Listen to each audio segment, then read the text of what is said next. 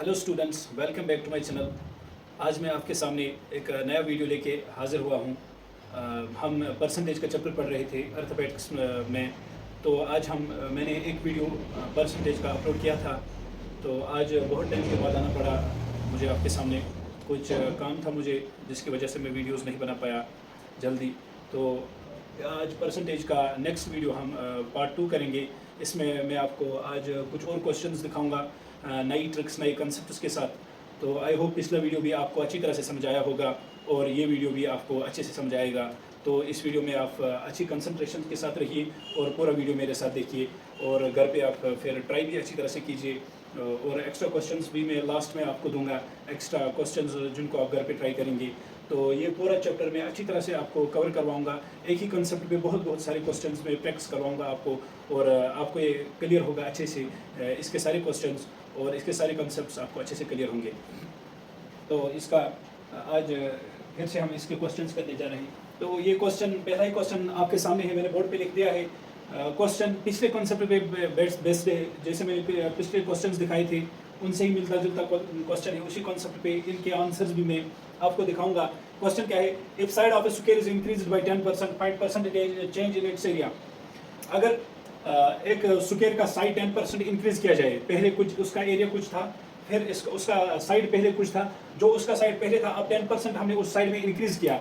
तो आपको बताना है कि अब एरिया में क्या चेंज आएगी, कितना चेंज आएगी एरिया में। आपको पता ही है कि एरिया ऑफ स्क्वायर किसके बराबर होता है? एरिया ऑफ स्क्वायर बराबर होता है साइड स्क्वायर के। तो इस क्वेश्चन को हम कैसे करेंगे? 10% किसके बराबर होता है? 10 डिवाइड बाई 100। तो वो किसके बराबर आया? वो बराबर आया 1 डिवाइड बाई 10। वो बराबर आया 1 डिवाइड बाई 10। मैंने क्या माना, मैंने क्या बोला है आपको कि बेस को ही आपको एक्चुअल ये मानना है। तो आप ये बोल रहा है कि साइड को हमने 10% इंक्रीज किया, तो 10% का वैल्यू क्या आया हमें?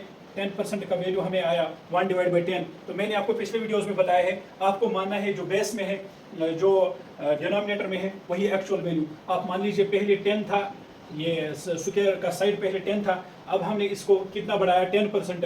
तो 10 का 10% क्या होता है? वो 1 होता है। तो हमने क्या किया? इसको +1 10% बढ़ाया। 10% 10 का होता है 1, हमने 1 इसका बढ़ाया, वो कितना बना? 11। ठीक है, वो 11 बना। अब ये कैसे सॉल्व होगा?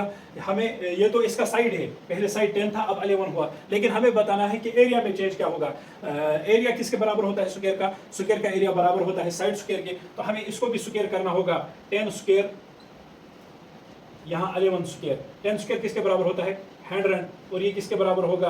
11 स्क्वायर। 11 स्क्वायर बराबर होता है 1 to 1। ठीक है, तो अब आपको देखना है ये कितना चेंज हुआ। देखिए यहाँ से यहाँ कितना हुआ, ये कितना हुआ? 100 से 121। तो 21 इंक्रीज हुआ 100 पे। कितना हुआ? 21 इंक्रीज हुआ किस पे? 100 पे +21। आप देखिए +21 है, 100 से 121, तो +21 इंक्रीज हुआ है। लेकिन किस पे इंक्रीज हुआ है? बेस हमें माननी होती है ये 100। यहाँ पे ये बेस क्या है? 100 पे ये इंक्रीज हुआ है 121। तो ये 21 किस पे इंक्रीज हुआ है? 100 पे।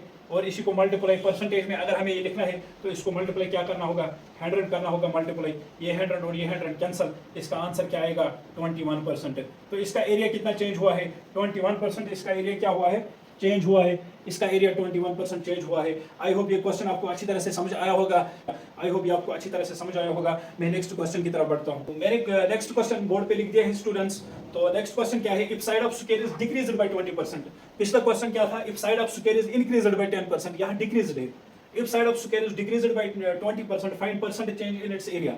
अगर स्क्वायर का कोई साइड हमने इंक्रीज किया है, पहले कुछ था वो हमने वो साइड उसका इंक्रीज किया है कितना? 20 डिक्रीज किया है, सॉरी डिक्रीज किया है 20%। आपको बताना है जो पहले एरिया था और डिक्रीज करने के बाद क्या एरिया आएगा, वो चेंज आपको बतानी है। कितना 20% डिक्रीज करने के बाद एरिया में क्या चेंज आएगी। ठीक है, तो ये क्वेश्चन भी हम ऐसे ही करेंगे। तो 20% किसके बराबर होता है? 20% बराबर होता है 20 डिवाइड बाई 100। 2 1 2 5 10। तो ये बराबर होता है 1 डिवाइड बाई 5। ठीक है, तो मैंने क्या बोला है आपको? बेस ही क्या मानना है? एक्चुअल पहला साइड था, तो यहाँ पे लिखिए पहले 5 था। ठीक है, अभी क्या बोल रहा है? डिक्रीजन। अगर ये इंक्रीजन यहाँ पे बोलता था तो हम ये 1 क्या करते? प्लस करते। लेकिन अब ये डिक्रीजन बोल रहा है तो ये 1 हमें माइनस करना होगा। 20% डिक्रीज किया है इसने। 5 का 20% 1 आता है। 5 का 20% क्या आता है? 1 आता है। ये 1 अभी डिक्रीज करना हमने डिक्रीज किया, वो क्या आता है? 4। 5 में हमने -1 डिक्रीज किया, वो क्या आता है? 4। इसका मतलब पहले 5 क्या था? 5 पहले बेस, ये पहले साइड स्क्वायर का साइड पहले 5 था, जब हमने 20% जो 5 का -1 आता है तो इसके बाद साइड क्या बनता है, 4 बनता है। तो अब हमें बताना है कि एरिया में क्या चेंज आएगी। तो यहाँ पे भी हमें सेम करना है, एरिया ऑफ स्क्वायर बराबर होता है साइड स्क्वायर, तो यहाँ भी स्क्वायर इसको करना है 5 स्क्वायर और यहाँ क्या 4 स्क्वायर, 5 5 25 और यहाँ 4 4 16। देखिए 25 में से 16 माइनस करेंगे कितना आएगा, 9 आएगा। कितना आएगा, 9 आएगा। इसका मतलब 9 डिक्रीज हुआ है, कितना 9 कम हुआ है एरिया। किस पर हुआ है 9 कम, 9 एरिया कम हुआ है, -9 डिक्रीज हुआ है माइनस, ठीक है। माइनस क्या हुआ, डिक्रीज हुआ है, किस पर हुआ है 25 पर। सो 25 इंटू परसेंटेज में अगर हम चेंज करेंगे तो क्या करना है, इंटू मल्टीप्लाई में 100 करना होगा आपको। तो 25 1 25 25 4 100 9 4 36। तो 36% एरिया क्या हुआ है, डिक्रीज हुआ है। यही इसका आंसर होगा, ठीक है। आई होप ये क्वेश्चन भी आपको अच्छी तरह से समझ आया होगा। मैं नेक्स्ट क्वेश्चन की तरफ बढ़ता हूँ। तो नेक्स्ट क्वेश्चन क्या है, if the length of a rectangle is increased by 20%। अगर हमने रेक्टेंगल की लेंथ 20% बढ़ाई है और इसकी ब्रेडथ 10% कम की है, आपको बताना है कि एरिया में परसेंट चेंज क्या होगा। तो पहले क्या करता है, लेंथ 20% बढ़ाता है और ब्रेडथ क्या 10% घटाता है, ब्रेडथ 10% डिक्रीज करता है। तो आपको बताना है परसेंट एरिया में क्या परसेंट चेंज आएगी, ठीक है। तो ऐसे क्वेश्चन हम कैसे करेंगे, पहले हम देखेंगे 20% जब बढ़ाता है, 20% इंक्रीज और 10% क्या करता है, डिक्रीज। ये लेंथ 20% इंक्रीज करता है और ये क्या करता है, ब्रेडथ 10% डिक्रीज, 10% डिक्रीज, ठीक है स्टूडेंट्स। ये मैंने इंक्रीज लिखा और ये डिक्रीज है, ठीक है। तो 20% किसके बराबर होता है, 20% is equal to 20 divide by 100, 2 1 2 2 5 10। तो ये बराबर आया 1 डिवाइड बाई 5, ठीक है। तो इसका मतलब ये 20% हमने इंक्रीज किया है, तो इसका मतलब जो डिनोमिनेटर में है यही मान है आपको एक्चुअल 5, तो इस पर हमने इंक्रीज कितना किया +1, वो कितना आया 6, ठीक है। ये क्या हमने इंक्रीज की लेंथ। अब ब्रेडथ का देखते हैं, ब्रेडथ क्या है 10%, तो 10% किसके बराबर होता है, 10 डिवाइड बाई 100। ये और ये कैंसिल, तो ये बराबर आता है 1 डिवाइड बाई 10। तो यहाँ क्या करोगे आप, 10 में हम ये क्या बोल रहे हैं, 10% हमने डिक्रीज किया, तो डिनोमिनेटर क्या है 10, यही 10 लीजिए आप। 10 में हमने डिक्रीज कितना किया, -1, वो क्या आया 9, वो क्या आया 9। अब आपको एरिया में बताना है इसके परसेंट चेंज क्या आएगा। तो ऐसे क्वेश्चंस हम कैसे करते हैं, ऐसे क्वेश्चंस में हमें करना होता है, ऐसे क्वेश्चंस में देखिए क्या करना होता है हमें। ये यहाँ पे 10 है, ये यहाँ पे 5 है। एरिया ऑफ रेक्टेंगल किसके बराबर होता है, लेंथ इनटू ब्रेडथ। तो यहाँ भी हम लिखेंगे एरिया ऑफ रेक्टेंगल क्या करेंगे, हम भी लेंथ इनटू ब्रेडथ करेंगे। ये इसकी लेंथ है और ये इसकी ब्रेडथ है। अब यहाँ पे हम देखेंगे, ये हम भी इनका मल्टीप्लाई करेंगे, 5 10 50, ठीक है।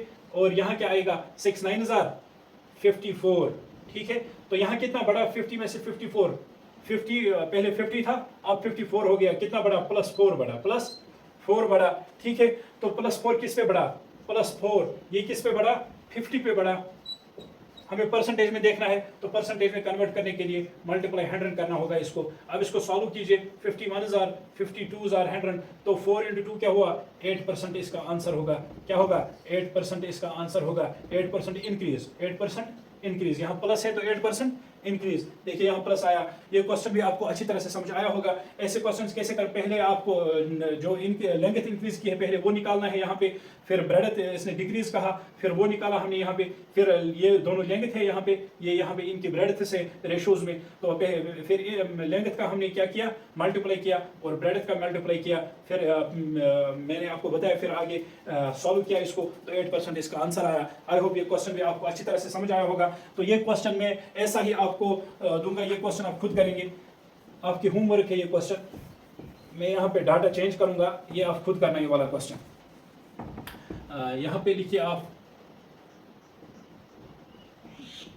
10%, if the length of a rectangle is increased by 10% and its breadth is decreased by 20%, breadth is decreased by 20%, find the percent change in its area. ये क्वेश्चन आप देखिए अच्छी तरह से, ये क्वेश्चन आप खुद कीजिएगा और मुझे कमेंट्स में इसका आंसर बताइए।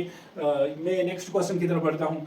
नेक्स्ट क्वेश्चन मैंने बोर्ड पे लिख दिया है स्टूडेंट्स। ये बहुत ही ज़बरदस्त, बहुत ही बेहतरीन क्वेश्चन है। ऐसे क्वेश्चंस कंटिन्यूसली एग्जाम्स में आते हैं, चाहे CGL हो, CHSL हो या JKSS भी हो। यहाँ का बहुत ही एग्जाम्स में ऐसे क्वेश्चंस देखने को मिलते हैं। इस क्वेश्चन को इंपॉर्टेंट आप मार्क कीजिए, ये बहुत ही इंपॉर्टेंट है, वेरी इंपॉर्टेंट क्वेश्चन। ये क्वेश्चन आप अच्छी तरह से समझिएगा। क्वेश्चन क्या है, student multiplied number 3 by 5 instead of 5/3 find percentage change in his answer. एक स्टूडेंट है, उसको एक नंबर को मल्टीप्लाई करना था किसके साथ, 5/3 के साथ, लेकिन उसने किसके साथ किया, 3/5 के साथ। तो जाहिर सी बात है कि उसको गलत आंसर आया होगा।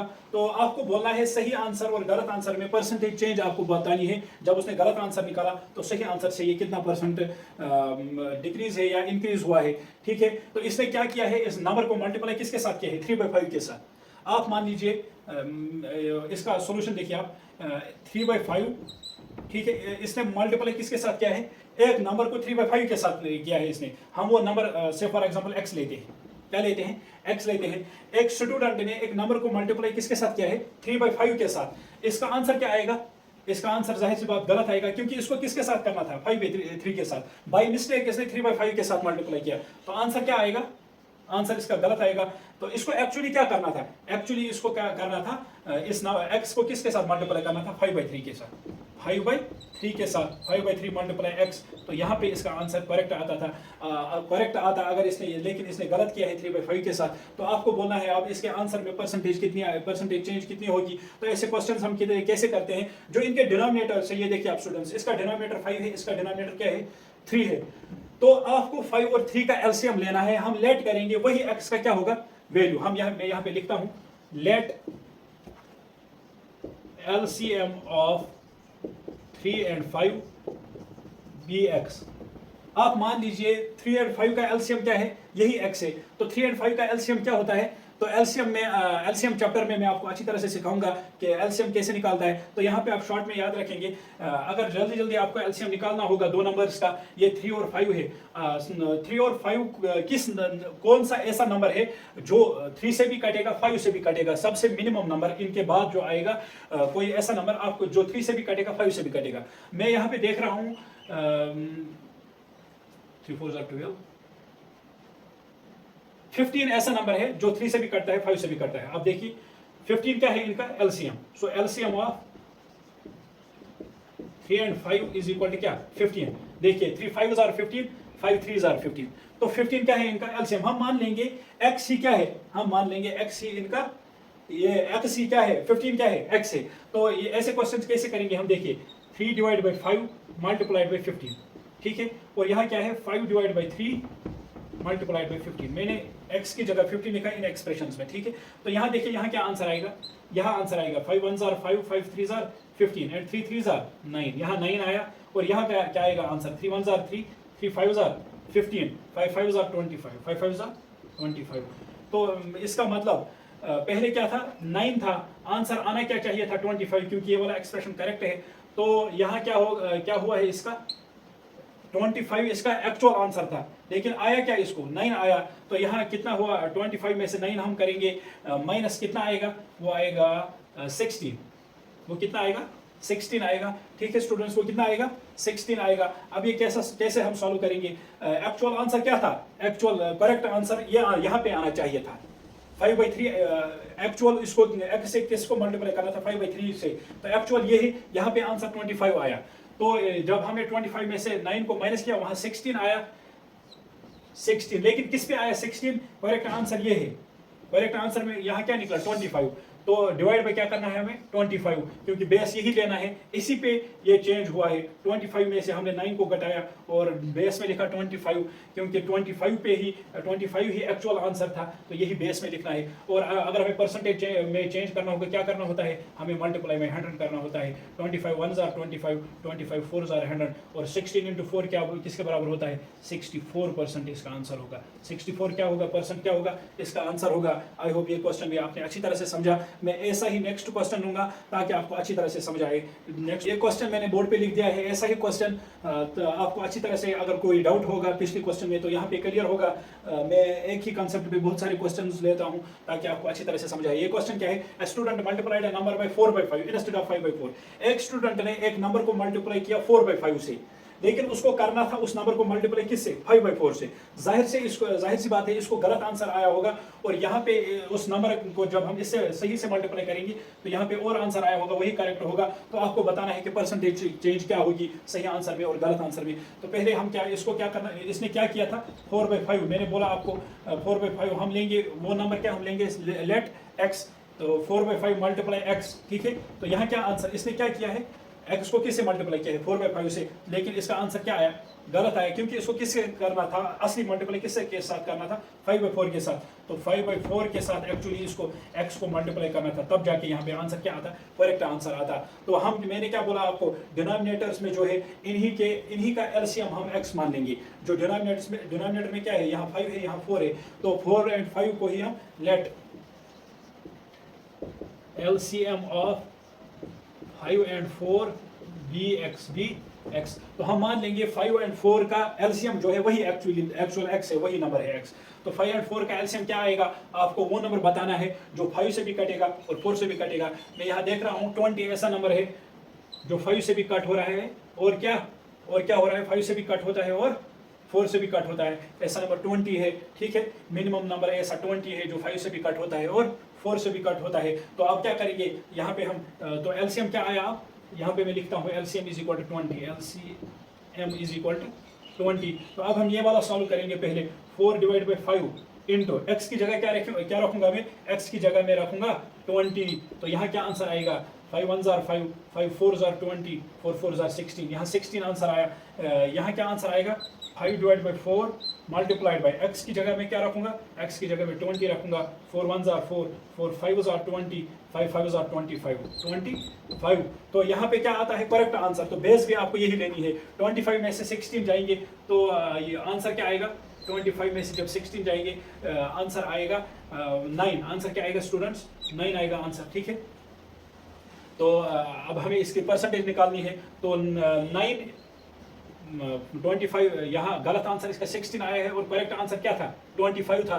तो 9 चेंज हुआ है, 9 इसने क्या निकाला है, कम आंसर इसने निकाला है, 9 निकालना था 25, इसने क्या निकाला है 16। तो 9 किस पे निकाला है इसने, किस पे बेस क्या लेना है हमें, करेक्ट आंसर क्या है 25। तो बेस 9 पे क्या लेना है 25। और अगर हमें ये परसेंटेज में चेंज करना है तो मल्टीप्लाई क्या करना है, मल्टीप्लाई 100 करना है। 25 1 जार 25, 25 4 जार 100, 9 4 जार 36। तो 36 इसका क्या होगा, 36% इसका आंसर होगा। आई होप ये क्वेश्चन भी आपको अच्छी तरह से समझ आया। तो आज के लिए इतने ही क्वेश्चंस करते हैं स्टूडेंट्स। तो अगला वीडियो में जल्दी ही अपलोड करूंगा नेक्स्ट कंसेप्ट के साथ, नेक्स्ट ट्रिक्स में आपको दिखाऊंगा, उस कंसेप्ट पे ट्रिक्स भी दिखाऊंगा, बहुत सारी ट्रिक्स जिनके वजह से आप क्वेश्चंस बिल्कुल सेकंड्स में सॉल्व कर पाओगे। तो आई होप ये आपको अच्छी तरह से समझ आया होगा। तो आज के लिए हम इतना ही करते हैं। तो मैं आपके लिए इतनी मेहनत करता हूँ, तो आपसे इतना ही रिक्वेस्ट है, आप वीडियो को लाइक कीजिए, चैनल को सब्सक्राइब कीजिए और अपने फ्रेंड्स वगैरह के साथ वीडियो को शेयर कीजिए। Thanks students.